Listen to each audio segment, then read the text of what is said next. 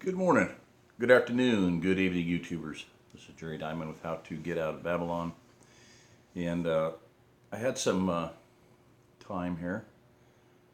If you're keeping up with me, which is not much to keep up with, kind of out of the loop, redesigning my life, reinventing the wheel, as I said, Jerry and the log splitters. But one thing that I continually come back to, and that is that, we're going to be getting down to basics, getting back to basics. And one of those basics is staying warm. You can see the fire in the background there. That's wood that, I helped cut, split, and load, and unload, and stack, and restack, and da da da da da. They say that heating with wood, with firewood, warms you, let's say more than once, because it warms you when you're out there working hard, warms you when you're stacking it, warms you when you're loading it, warms you when you're unloading it, warms you when you're, doing any of those tasks. So, right here is the way not to split wood. You can see there I got a freeze frame there, a screenshot, and that splitting maul is sideways. Now I've got a better maul now, far better. But for the time that I saw what happened here, I didn't use this again because it's dangerous. You can see it's bounced back there up toward my right shoulder with the blade pointing toward my body. I mean, it wouldn't have hit my body. It was gonna, if it had hit me anywhere, it would have the handle would have slapped into my arm. But the one bouncing back to my head with the blade pointing toward me was quite a bit scarier. That's on the bounce up. But some of them I try to catch them and see if it actually impacted, if it had twisted around and had impacted with the butt, the hammer side, the maul side on the wood. But I couldn't really. Some of them looked like it did. But anyway. So one of the solutions for that is my son told me, my son David said, on your off hand, the hand that doesn't move, one hand has to lift the maul and swing it up, and then generally you slide it back down so both hands are like this. But he said if I'm right-handed, I generally do it over my right shoulder. Wear a rubber glove, a non-slip glove on your off hand. Good idea. Because in this case, the handle there was just a piece of really heavy pipe, which makes the whole operation heavier and slower. So with a good splitting maul, it'd be a lot better. So point being is that we're going to need everyone coming out here to, doesn't make a difference where you are. If you're going to survive what many of us believe is coming down the pike, a downturn in social structure, whatever you want to call it. I'm not even going to go into it. I'm not here to preach at people to try to convince you that things are going to change. I'm here just to help people with that change and making that change ahead of time as possible. Drive now or walk later. Okay? There you go. All right, so the point is that you're going to need to stay warm, and that means having firewood. I just happened to screenshot this. This is from Alaska. Husband and wife team doing their year's worth of wood, their whole winter's worth of wood in like 3 days, which seems, anyway, impossible. But the smoke there coming off that log is from the chainsaw was so hot. The chain was so dull, and it almost like it was igniting the log when he pulled it out. And he's setting it off to his right, and you can see that red there on the right of the log. There's another chainsaw sitting there, and he swaps out. He's in the process of swapping out. I mean, he knew it was hot. He knew the blade needed sharpening, and or maybe he was out of oil. I don't know. The oil mechanism might have been jammed. Anyway, you're gonna need to stay warm. Whether you're in Alaska, this is a Thanksgiving shot of, I took the picture, my friend John and his family Had a wonderful time. I just had a visit with my daughter Susie and her new husband got married this summer. They went on a cruise and they showed me pictures and stuff. Saw my son Isaac for a few minutes. So my son Ian's supposed to come by and see me tomorrow, and my daughter Anna had a new baby, and she is still in Kansas City with her daughter was 3.5 pounds at birth. So appreciate prayers for that. And I don't care if you hear this, watch this video 3 years from now. Just if I ask you to pray, go ahead and pray. Time means nothing to Almighty God. So I'm kind of fidgety here because my right shoulder I figured out what it is. It's called impingement. A tendon that runs in between the bones gets pinched, and so I'm trying to keep a little bit of traction on it, pulling it. So this is a screenshot from a video of Buckin' Billy Ray Smith. Buckin' Billy Ray Smith. He's got a wonderful channel. I've shouted out to him before. I did a whole video on it, for crying out loud, one time on him. And not because just because he's fun, he's entertaining. He is super educational. The kindness there, you see that plaque up there? Kindness, small acts of kindness, love can change the world, and that's kind of his message. Friends help each other, and he's got his Buckin's Army of Kindness. So, but his subscribers, he's got 80-some thousand subscribers. They basically support him to where he goes out and cuts and splits wood and tops trees for elderly people. He started off many years ago doing it as a vision that he had, but he started doing something free every month, something at no charge, just for somebody that needed it and didn't charge them. And he says, now if you have the minute, this is where his attitude is so awesome. He said, if you, and what he's doing there is he's shaving the hair off his arm with an axe, a fireman's axe that he just sharpened. If you do it in order to get something back, you're going to do good, and the karma, whatever you want to call it, is going to come back to you. He said, it ain't going to work. He says, you do it just to do it, just for the sheer pleasure of doing it. You will be blessed in doing that. So, he's got a heck of a shop. It's like a McCulloch museum. He rebuilds old saws, he restores old axes, and sells them or gives them to people. So just a phenomenal guy. You see a gas can up there with McCulloch on it, old McCulloch hats, and McCulloch on his vest. I thought those chainsaws were a thing in the past. I hadn't even heard of them for many, many years. And whatever that is, a Black Raven axes or tomahawks or double bit axes of some sort. I don't know. Anyway, he's in Canada. Quite a number of those kindness plaques here, and I don't know what it says on it. I'll try to figure that out.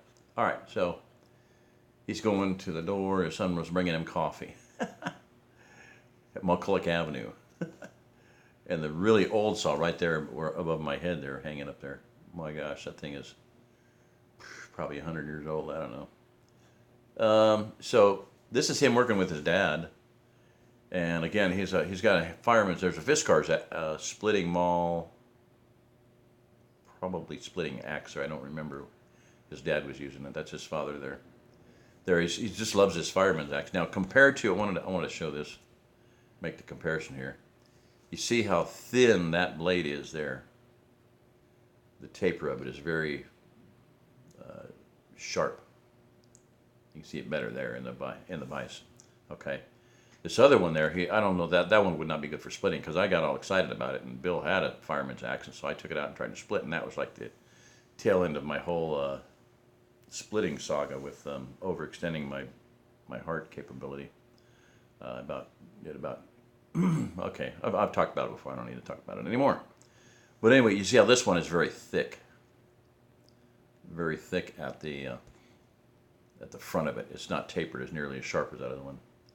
Heavy, heavy, heavy. Yeah, and Bill's axe was heavy. There, you can really see it there. So, anyway, that's just, I want to point that out. I'm pretty sure that was a Fiskars there. So my point is that you got to get wood from tree. Somebody's got to drop the tree. That's called felling, falling a tree. Okay, there's books on it. You can watch videos on it. You can learn how to do it, at least to do it halfway safely if you ever have to do it. I think I've gotten hit by I just saw this. I think I got hit by a chip when I was splitting the other day. So you got to get the tree down. Then you got to cut it into blocks. Fire 18 inches long, whatever, however long your stove is or short your stove is. And then you got to split it into, firewood from there. So my point is that you can use a splitting maul, and that's okay. It's slow. It's good exercise. It's a real. I've been watching videos on guys that just do it just to be doing it. It's a very down to earth, real mano a mano, man against nature, macho thing to do. Which I got carried away with it. Yes, there were these big blocks. They were a good. Can't even see it there. No. That's about a foot. They were a good 2 feet, twice that. 2 feet.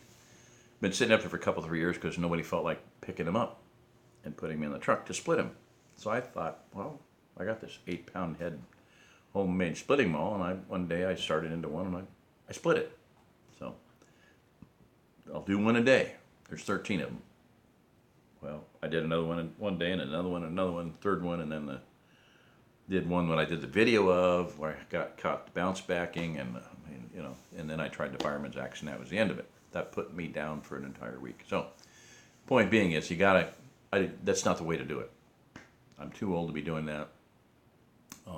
Yes, it's a good cardio workout, but I need to build up to it to where I can, handle it without killing myself. If I'm going to continue doing that. So here is a device, a homemade device. You can see the coil. It's got a double coil. But anyway, they use, all the coil is there for is to counterbalance the weight of the head. So it kind of, when you release it, it goes doing. Watch some videos on it. It's a kinetic splitter. It splits by force, speed and force. It's not a hydraulic where you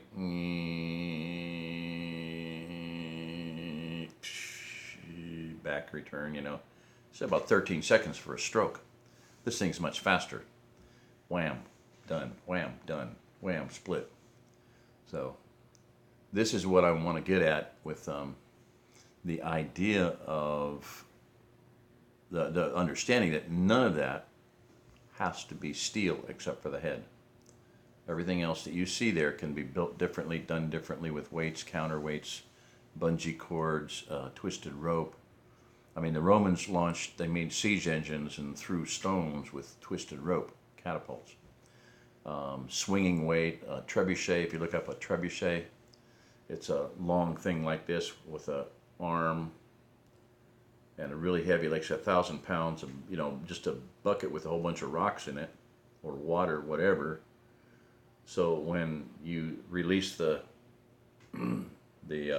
trigger up here, slap the thing with a thing or whatever, then it swings, and it's like a big giant sling, like David and Goliath versus Goliath. It's a mechanical sling. Trebuchet is a word, Trebuchet. Well, all those same things apply. They're simple. They're brain dead simple. The only thing that needs to be wood on this thing is that little splitting axe head there. That looks like a welded on there off of a axe. You notice the difference between this handle. It's all up in the air. He's got a single handle. This one I really like, where you can be used one or two-handed. That one, commercially made, I'm pretty sure. I don't think somebody went through all that trouble just to doll that up and paint it, and it's got a number on it, it looks like. Or it might be a different language, I don't know. Up there on top, Molinar? No, Jolner. Yeah, it's the same word as on the side of the handle here. Anyway, Thor's hammer. There's many homemade ones here. There's a good picture of this one. These are two of the shorter ones I've seen. That one's pretty light looking. That arm can be wood. The frame can be wood. The spring can be weight, counterbalance, whatever. And then imagine this, if that arm was vertical and you're slamming sideways like a kinetic splitter or a hydraulic splitter. The action doesn't have to be vertical. Like, you don't have to imitate the action of a guy with a splitting maul. In fact, the new maul I've got, I hit a piece of wood and it fell down on the ground and it already had a crack in it, so I just golf swung. Bam! Perfect. It doesn't, the stroke does not have to be vertical. It can be horizontal, it can be 45 angle, whatever. So if you picture that stump there that piece of wood is sitting on being turned 90 degrees, so the flat side is facing toward the device, and the device was vertical, if the big long arm was vertical and that axe head thing was facing the little piece of wood, so the little piece of wood is in between the axe head, just like you have there. Just take that and rotate that 90 degrees so the stump is horizontal, the piece of wood you're going to cut is horizontal, and that head is then vertical. That whole arm there could be a pine tree, could be a 4x4, a 6x6, it could be I think hickory would be awesome when we got hickory out here. So I think about 6 inches at the base would give you a massive amount of weight hanging from the other end, the skinny end, up in the tree, which could be your axle, your pivot point. And, so anyway, that's where I'm getting at. That's how I do this. Here's another bucking video. Throat's going, so I'm going to have to finish it up.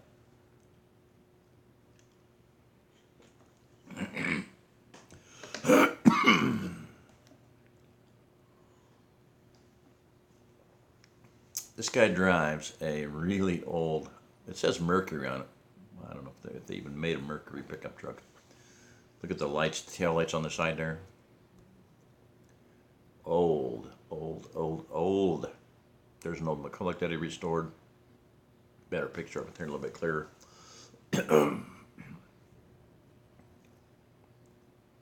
This is what he does. Huge pile of wood, splits it for people. Pretty phenomenal. Here's another way to make kindling. It's called a kindling cracker. Overall, it's a general term for them. This one folds down for whatever reason, I don't know. Various ones on eBay and Amazon, and some of them have a 4-way, which I think is good. Be awesome. And then there's these splitting cones. The pile on the left there is about 3 times bigger than the pile on the right. That is Cody Crone, Wrangler Star's son, with his favorite splitting hatchet, axe, whatever, short axe. And the pile, that's the pile that Jack did on the right, and Cody did the pile on the left with a drill and an auger cone. Very efficient. On a splitting hydraulic thing, you could have a 4-way wedge, which speeds up your time. And then this is a really cool sharpener system that's new. If you need to sharpen a chainsaw or going to do any sharpening or get in the chainsaws, look at this device. It's a very good, very solid, very fast device. Holtz Forma, like as in Husqvarna. Yeah. Very reasonable, very efficient. A lot of reviews on it out there. It sharpens 2 of the teeth and the what's called the depth gauge, the raker, at the same time. So that's pretty cool. Alrighty, well that's about it. I'm gonna back on out of here, as they say. Find me a good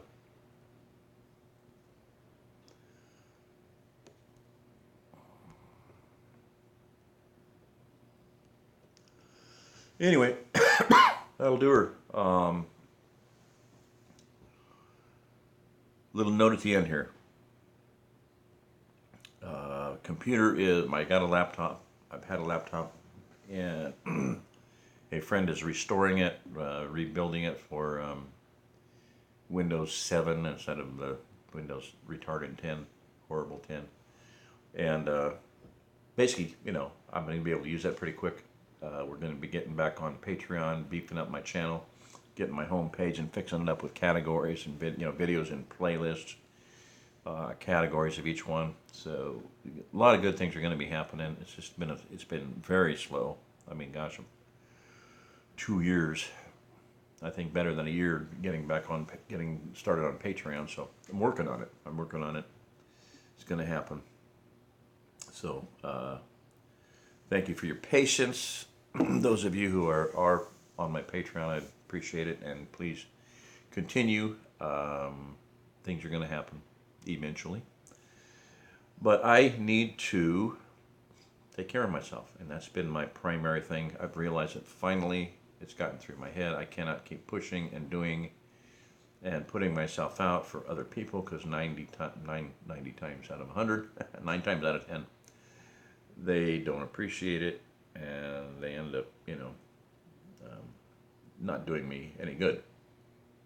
And I'm killing myself to do it. So anyway, that needs to change. I need to reconfigure, reinvent my life, and seeking, the Father, praying more, and just reading scripture, and just getting a new outlook on life. So basically, a lot of blessings have been happening, good things happening. I've got some health devices that I've been working with, acupressure mats, acupressure shoe inserts, and foot massage things, and doing a lot of good. I believe it's restoring a lot of the damage done from the mini stroke. So that's been really good. All right, long enough. Thank you. This is Jerry Diamond. If you're listening to this, you are the remnant. Bye-bye.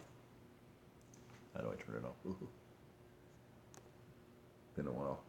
Goodbye.